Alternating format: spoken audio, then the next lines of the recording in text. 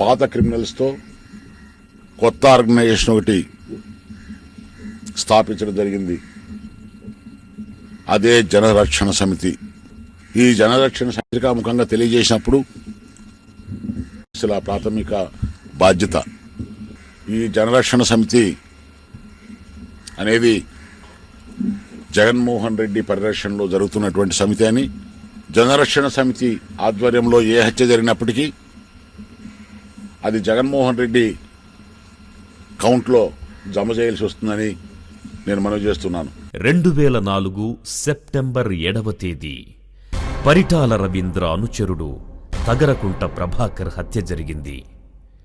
2004 September 13వ తేదీ వెంకటాపురం ఇంట్లో మీడియాతో మాట్లాడాడు రవీంద్ర. మా పార్టీకి సంబంధించినటువంటి మా సహచరుల్ని 16 మంది దాకా కాంగ్రెస్ పార్టీ గుండాలు హతమార్చారు. ఇందులో జగన్మోహన్ రెడ్డికి సూరికి మధ్యవర్తిగా వ్యవహరిస్తున్న వ్యక్తి మంగళ కిష్టప్ప, నేటివా పులివిందల.